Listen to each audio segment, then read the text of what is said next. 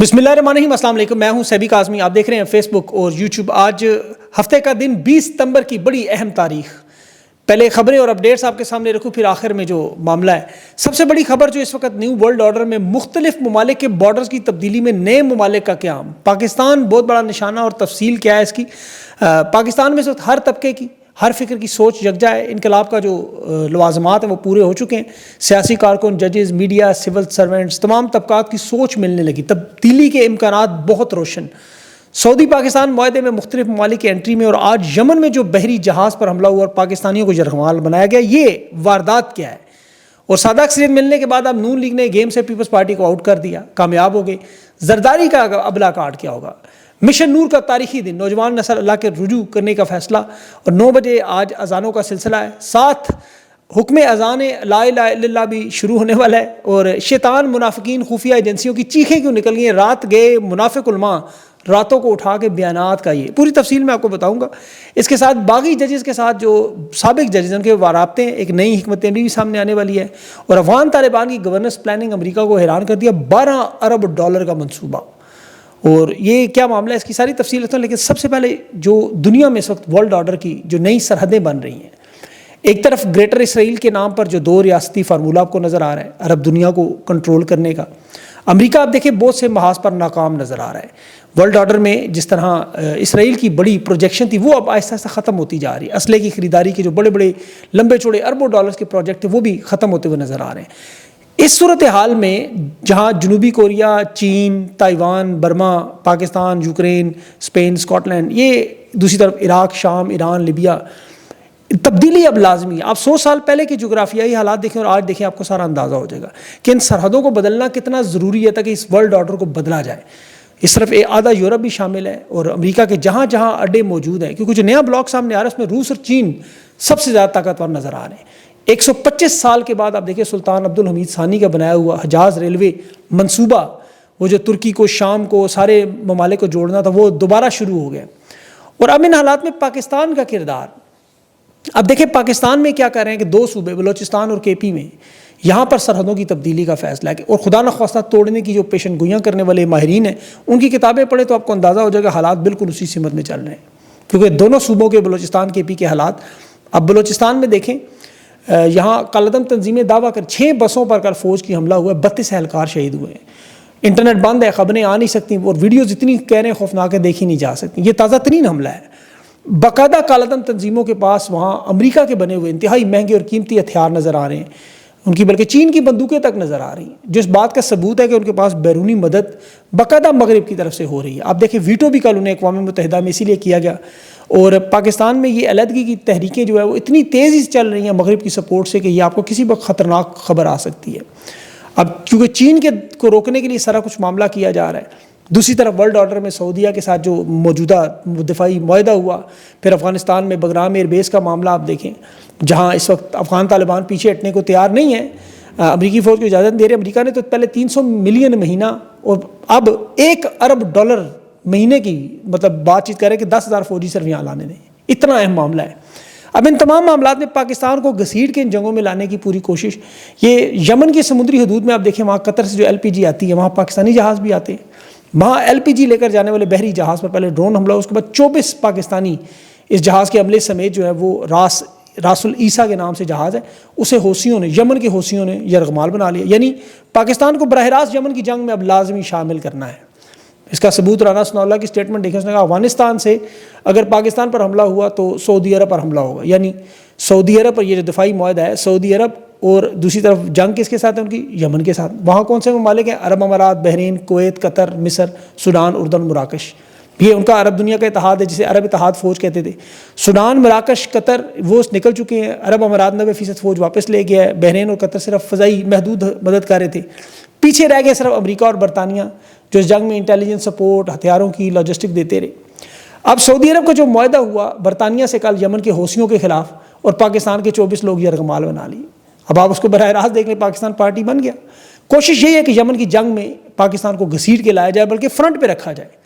عمران خان اسی لیے اس یمن کی جنگ کا حصہ نہیں بن رہا تھا. آپ کو یاد ہوگا سعودی عرب نے اس وقت دباؤ ڈال کے بلکہ اپنے پیسے بھی پھر واپس لے لیے تھے جو چین سے لے کے سعودی عرب کو ادا کرنے پڑے.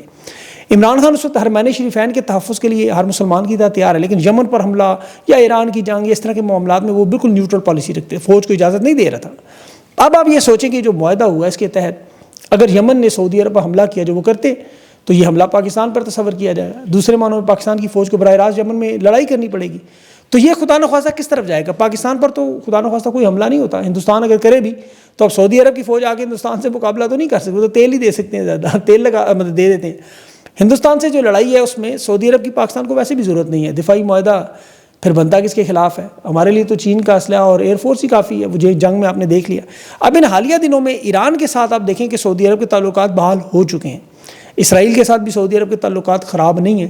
فلسطین میں غزہ میں نسل کشی پر وہاں سعودی عرب نے کبھی اس طرح شور نہیں مچایا, کبھی یہ نہیں کہا ہم حملہ کریں گے, اور اسرائیل کو سعودی عرب پر حملہ کرنے کی ضرورت بھی نہیں ہے. تو یہ جنگ اسرائیل سعودی عرب کے درمیان نہیں ہونی. تو پھر پاکستان امریکہ کی اجازت سے باقاعدہ طور پر اس معاہدے میں شامل ہوا. مطلب ڈونلڈ ٹرمپ کو دیکھیں کوئی اعتراض نظر نہیں آ رہا ابھی تک, تھوڑے بہت اس نے اعتراض کیے ہیں, لیکن یہ جو اسرائیل کو کیا ایک بگڑے بچے کی طرح جو طاقت سے باہر جا رہا تھا, خاص طور پر جو امریکہ میں بھی چارلی کرک ان کا رہنما مارا گیا جس کا الزام موساد پہ لگ رہا ہے, اسے کنٹرول کرنے کی جھٹکا دینے کی کوشش ہے, مڈل ایسٹ میں سعودی عرب کو سپیس دینے کی کوشش, یہ سارے حالات آپ کے سامنے آئیں گے ضرور. پاکستان کے دیکھیں سرحدوں کے حالات تو آپ بڑی اچھی طرح جانتے ہیں, اندرونی اس وقت دفاع کے حالات اس قدر بگڑ چکے ہیں کہ وزراء سمیت تمام بڑے عہدوں پر کام کرنے والوں کے موبائل فون کی سمیں ڈارک ویب پہ بک رہی ہیں.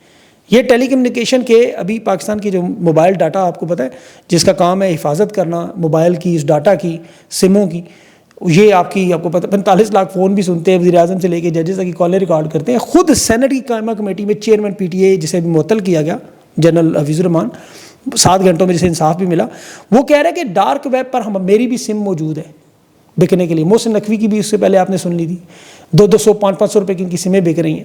3.5 لاکھ پاکستانیوں کا, اہم پاکستانیوں کا ڈاٹا اس وقت ڈارک ویب پر آ چکا ہے. تو یہ دفاع کے حالات ہوں, یہ اپنا دفاع نہ سرحدوں میں نہ اپنے صوبوں میں, عمران خان کو 26 کلومیٹر کے اندر عدالت میں پیش نہ کر سکنے والے سعودی عرب کا کیا دفاع کریں گے؟ پہلے تو لڑائی کیا ہوگی اور دفاع کیا ہوگا. اس لیے یہ سارا معاملہ آپ کے سامنے آئے گا جب تک پوری تفصیل آئے گی. ان کا کیونکہ فوکس سارا خان کی پارٹی توڑنا, خان کے اوپر جھوٹے بوگس کیسز بنانا, اس لیے انہوں نے اپنا اصل کام چھوڑا ہوا بالکل, اور ان سے ہوتا بھی نہیں. یہ دیکھیں توشہ خانہ مثال کے طور پر, یہ اس کے الزامات کا جواب بڑا ضروری ہے, اس بات کو بڑے غور سے سنیں.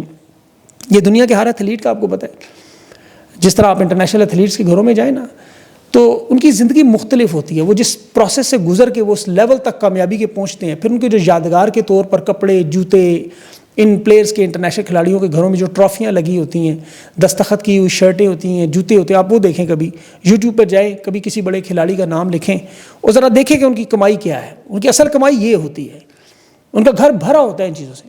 پاکستان کی کرکٹ کی 50 سال کی میں تاریخ دیکھ رہا تھا, عمران خان سے بڑا کوئی کھلاڑی نہیں آیا. ورلڈ کپ جتوانا, ہندوستان کو ہندوستان میں شکست دینا, ویسٹ انڈیز انگلینڈ کو اس دور کی ہرانا, وہ ریکارڈ جو اگلے 50 سال تک آپ نہیں ہم بنا سکتے. یہ دنیا کا واحد کھلاڑی جس کا کرکٹ کے دنوں کا اپنا کوئی جوتا, کپڑے, سویٹر, بلیزر, شرٹ, کرکٹ کا بلہ, گیند, کوئی چیز موجود ہے, تصویر تک موجود ہے. عمران خان نے سب کچھ نیلامی میں بیچ کے شوہد خانوں کو دے دیا. یہ کسی بھی کھلاڑی کے لیے یہ ان چیزوں کو دینا انتہائی مشکل کام ہے. میری وہ ایک ٹرافی ٹوٹی ہوئی ہے, یقین کیسے لگا, دل ٹوٹ گیا. یہ خان پر الزام لگاتے ہیں کہ 60 لاکھ کا اس نے تحفہ لے لیا. باخدا یہ جیل سے آج اعلان کرے, انہیں بھی پتہ ہے تو اربوں روپوں کا ڈھیر لگ جائے. تو وہ شخص جسے قانونی طریقے سے طلاق میں اس وقت ملنے والے, آپ کو پتہ ہے جمائمہ خان سے پیسے اتنے مل رہے تھے, پاکستان کا وہ امیر ترین شخص تھا, نہیں عمران خان نے چھوڑ دیے. اور یہ بدبخت بے شرم لوگ 78 سالوں سے توشہ خانہ کی وہ تباہی بربادی, اس کا ریکارڈ ہی موجود نہیں ہے, نہ کسی فوجی جنرل کا, نہ کسی آرمی چیف کا, نہ علی شریف کا, نہ زرداری خاندان کا. مطلب توشہ خانہ کا ریکارڈ ہی نہیں ہے, ان کی گاڑیوں کا, ان کے گھروں کا, جنہیں بڑے بڑے تحائف ملے. توشہ خانہ کے جو کیس کے دوران ابھی انہوں نے واپس کی چیزیں, جائے نماز, ٹی سیٹ اور چھوٹی موٹی چیزیں, یہ تباہی بربادی تو دیکھیں احمد نورانی نے صرف تھوڑی سی تحقیق کر کے ایکسپوز کی تھی. دونوں اس کے بھائی, انہوں نے کیا انجام ان کا کیا, تباہ برباد کر کے رکھ دی ہے. تو عمران خان پہ تو یہ الزام, توشہ خانہ کا جو کیس چل رہا ہے اس لیے میں بات کر رہا ہوں, یہ صرف یہ چاہتے ہیں ہماری طرح کا لگے کہ ہم کہیں ہم بھی اسی جیسے, یہ بھی ہمارے جیسا ہے, لیکن خدا کی قسم یہ ایک جیسے نہیں کبھی بھی. سہیل وڑائچ نے بھی کالم لکھا, آپ نے دیکھا ہوگا, عین سے عاصم, عین سے عقل مند, عین سے عاجز, عین سے عزم, اور عاجزی. یہ سہیل وڑائچ جنرل عاصم منیر صاحب کے بارے میں کہہ رہے ہیں. 17 سال عمران خان بڑا ہے جنرل عاصم منیر سے, نام ہے عمران خان, وہ بھی عین سے شروع ہوتا ہے. وڑائچ صاحب کو یہ سوچنا چاہیے اس وقت زرداری صاحب کی فکر کریں, جنہیں اس وقت پورے ٹبر کو چین بھیج کے یہ دفاعی معاہدے کی گئے. آصف زرداری کو باقاعدہ مائنس کیا گیا ہے. نون لیگ سادہ اکثریت لے چکی ہے, اب انہیں شہباز شریف اور فیلڈ مارشل ایک سائڈ پہ نظر آ رہے ہیں. انہیں چاہیے زرداری صاحب کے ساتھ ملیں, ان سے پوچھیں کہ اگلا کارڈ کون سا لگائے گا, کہ سندھ میں ان کی جو بدترین گورننس ہے وہ بھی سامنے وہ لائی جا رہی ہے بار بار. تو یہ اس پہ کالم لکھیں. زرداری صاحب کے ساتھ ان کی بڑی شفقت ہے, 12 کروڑ کا گھر بھی ہے, تو انہیں چاہیے اس پہ فوکس کریں. اب اگلا اہم معاملہ جو آج رات 9 بجے, جو بلکہ 2 بجے آج رات ہوا کہ پہلے وہ بتاؤ, جید علماء کو جس طرح اٹھایا گیا لاہور میں, کراچی میں, بہاولپور میں, تمام مسالے کے بڑے بڑے مولویوں کی گردنوں پر پیر رکھے کہ لکھو فتویٰ کہ مشن نور کے خلاف. یہ میں کو بڑی پکی رپورٹ دے رہا ہوں. مجھے خود ان کے کچھ علماء کرام نے بتایا کہ ہمیں کہا جا رہا ہے کہ اس معاملے کو خطرناک مذہبی ٹچ دیں, اور یہ تمام مسالے کے مولویوں کو. اب مشن نور اتنے ہائی لیول پر چلا جائے گا اس کی کسی کو امید نہیں تھی, کسی کو نہیں پتا تھا.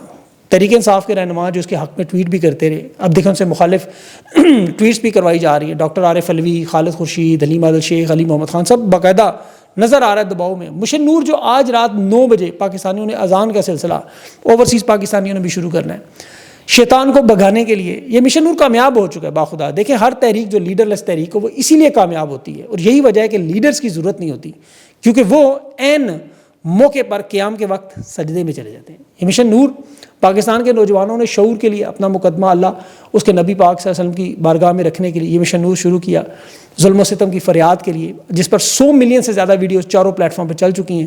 پاکستان کا یہ سب سے پرامن بڑا عوامی تحریک کا منصوبہ ہے, جس کی گونج کل آپ کو انٹرنیشنل میڈیا آپ دیکھیے گا کس طرح سنائی دے گی. یہ لیڈر لیس تحریک ہے, کیونکہ لیڈر تو تحریکیں سبوتاج کرتے ہیں. میں آپ کو بتاتا ہوں کیسے انہوں نے اب تک سبوتاج کی ہیں. آپ خان کی رہائی کے لیے جو تحریک تھے اس کو دیکھیں کیسے ناکام کیا گیا. ہر احتجاج کو اندر سے لوگ کھڑے کیے, ہر تب جس طرح کے پاس تمغہ بردار صحافی ہیں, فتوی بردار مولوی ہیں, اسی طرح ایجنسیوں کے پے رول پر سیاستدان بھی ہیں جو یہ عوامی تحریکیں روکتے رہے. عین وقت پر یا تو بھاگ جاتے تھے, اور وہی لوگ اب دیکھیں دوبارہ یہ کہہ رہے ہیں ہم شروع بھی کریں گے. آپ 2 سال میں ان کا ٹریک ریکارڈ نکالیں. عمران خان کے اڈیالہ جیل میں 5-5 گھنٹے منت ترلا کرتے رہے احتجاج منسوخ کریں, سڑکوں پر نہ جائیں, احتجاج کی کال نہ دیں, ہم مفاہمت کر رہے ہیں, سسٹم کو تسلیم کر رہے ہیں. اب عمران خان اپنے ہر جلسے میں, ہر پیغام میں عوام کو خوف کے بت توڑ کے احتجاج کی طرف کہہ رہے ہیں, پرامن عوامی احتجاج. یہ لوگ حکومتوں کا حصہ بن کے قومی اسمبلی, صوبائی اسمبلی, سینٹ میں یہ نشستوں میں بیٹھ گئے. آج کل میں دیکھ رہا تھا ان کی ایک ٹویٹ بے بسی کا اعلان کر کے ہمیں نہیں پتا عمران خان کو کیسے رہا کرنا ہے, لیکن یہ مذہبی ٹچ دینے کے لیے تیار ہیں. عمران خان نے تو دیکھیں جب بھی پہلے بھی مذہب کی بات کی تو مخالفین کیا واردات کرتے تھے. عمران خان کہتا تھا لا الہ الا اللہ انسان کا خوف دور کرتے. یہ کہتے تھے دیکھیں جی محمد رسول اللہ صلی اللہ علیہ وسلم کیوں نہیں پڑھتا. عمران خان ایاک نعبد و ایاک نستعین کا مشہور بیانیہ اور نعرہ لگاتا تھا, اللہ سے مدد مانگتا تھا. یہ کہتے تھے جی اہدنا الصراط المستقیم کیوں نہیں پڑھتا.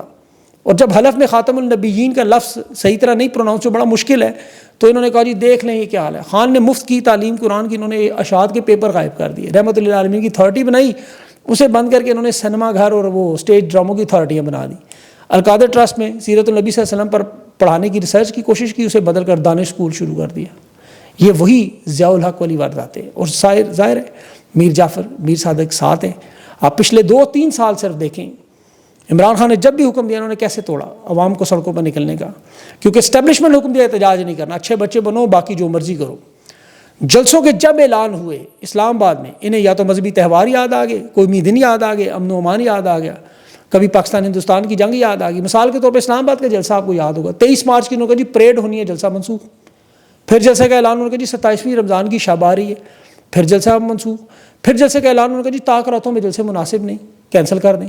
پھر کہا جی عید آ رہی ہے, احتجاج جلسے کا اعلان ضرورت نہیں. پھر بڑی عید آ رہی ہے. عوام نے جب سخت مطالبہ کیا تو انہوں نے کہا جی گرمی کی شدت بہت زیادہ ہے, اب شدت میں تو ان موسم میں تو جنگ بھی ٹال دی جاتی, جلسہ ٹال دی. پھر سخت سردی آ گئی, پھر محرم آ گیا, پھر ربیع الاول آ گیا. بلکہ 9 فروری 2024 آپ کو یاد ہوگا 8 فروری مینڈیٹ چوری ہوا, پورے پاکستان کا حق چھینا گیا. تو تحریک انصاف کے اس وقت رہنماؤں کے بیانات کیا تھے, 9 مئی پارٹ 2 ہو جائے گا, آئل ٹینکر لاہور میں گھوم رہے ہیں, احتجاج نہیں کرنا. احتجاج منسوخ کروا دیا, حکومت کا حصہ بن گیا, حکومت تسلیم کر لی. الیکشن سے پہلے بھی جب عمران خان نے حکم دیا کہ علامہ ناصر عباس کی جماعت میں چلے جاؤ کہ مخصوص نشستیں ملیں گی, انہی رہنماؤں نے جنہوں نے شور مچایا نے کہا نہیں جی ہمارے اوپر مسئلے کی ووٹ کا الزام لگ جائے گا, ہمارا ووٹ بینک ٹوٹ جائے گا, ہم اس جماعت میں شامل نہیں ہوں گے, ہم بلے باز کے ساتھ جائیں گے. نتیجہ کیا نکلا, مخصوص نشستیں ساری کی ساری چھین لی گئی بعد میں. 2/3 اکثریت حکومت کو مل گئی. اور 15 اکتوبر 2024 آپ کو یاد ہوگا ڈی چوک میں انہوں نے منسوخ کیا احتجاج کے جی خان کا میڈیکل معائنہ ہو گیا, یقین دہانی ہو گیا, احتجاج منسوخ. پھر 24 نومبر کو جو پاور شو تھا, بیلاروس کا صدر, شنگھائی کارپوریشن ہو رہی ہے جی, یہ قومی معاملات ہیں جی, ملک کے لیے ہم کھڑے ہیں, ہم کال منسوخ کرتے ہیں. اگر کال منسوخ نہیں کر سکے تو پھر انہوں نے کیا کیا, عین احتجاج میں 3 دفعہ یہ بھاگ گئے, عین لڑائی کے موقع پر پوری تحریک گھوڑے پر چڑھا دی.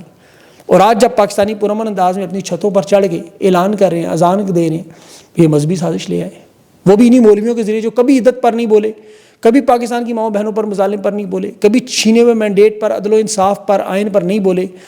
جنرل عاصم منیر کو جب جنگل کا بادشاہ عمران خان نے کہا تو انہوں نے بڑی چیخیں ماری. اب 20 ستمبر کا دن کہہ رہے ہیں جی مناسب نہیں ہے, مشن نور کا نام نور مناسب نہیں ہے, بدل دیں, تاریخ بدل دیں, باقی جو مرضی کریں. اور وجہ کیا بتا رہے ہیں جی کہ اقلیتوں نے یہ نام استعمال کیا. بندہ پوچھے نور کے نام سے تو قرآن پاک میں سورہ نور موجود ہے 24/35, اللہ نور السماوات والارض. 20 ستمبر کی تاریخ کی یہ بات کرتے ہیں کہ اس تاریخ کو جماعت احمدیہ کے مرزا نے اس کی یوم پیدائش ہے اس وجہ. اب 14 اگست بھی پھر ان کے دوسرے خلیفہ کی باقاعدہ صدارت کا اعلان ہوا. 6 ستمبر کو شاید ان کے تیسرے خلیفہ کی صدارت کا اعلان ہوا. وہ تو اسلامی اعتبار سے اللہ اکبر بھی کہتے ہیں, اپنے بچوں کے نام بھی احمد رکھتے ہیں, عام انسانوں کی طرح آکسیجن بھی استعمال کرتے ہیں, نماز بھی پڑھتے ہیں, شاید قرآن بھی ان کے پاس ہے, مجھے چونکہ تفصیلات نہیں پتہ, میں اس پہ زیادہ بات نہیں کرتا. لیکن مشن نور کا نام بدلنا, اذان بدل دینا, بھائی اس میں اللہ اور محمد مصطفیٰ صلی اللہ علیہ وسلم کا آخری نبی کا ذکر ہے. 20 ستمبر کی اگر تاریخ سے اعتراض ہے تو پھر 14 اگست 6 ستمبر یہ بھی منانا چھوڑ دیں, اللہ اکبر بھی کہنا چھوڑ دیں. خدا نخواستہ میں نے تو کمنٹس پڑھے لوگوں کے, دیکھیں پاکستانی کیا کہہ رہے ہیں کہ اللہ اور محمد مصطفیٰ صلی اللہ علیہ وسلم کا نام لینا, آخری نبی کہنا کفر ہے, تو پھر ہمیں کافر ہی مان لیں, ہم نہیں مانتے. سلسلہ چلے گا, اذان ہوگی. یہ مجھے حکم ہے اذان کے نام سے دوسرا شروع کرنا چاہتے ہیں, بہت اچھی بات ہے, ہر جمعے کو کریں جب تک ظلم سے نجات نہ ملے, فلسطین کا نام بھی ڈالیں, یہ تو اچھی باتیں ہیں. اور اذان کے آخر میں درود شریف ضرور پڑھیے گا آپ سب لوگ, تاکہ انہیں اور تکلیف ہو. بہرحال یہ بہت ساری اور بھی چھوٹی موٹی چیزیں وہ اگلے ویلاگ کے لیے. اپنا خیال رکھیں, مجھے اجازت دیں, اللہ حافظ.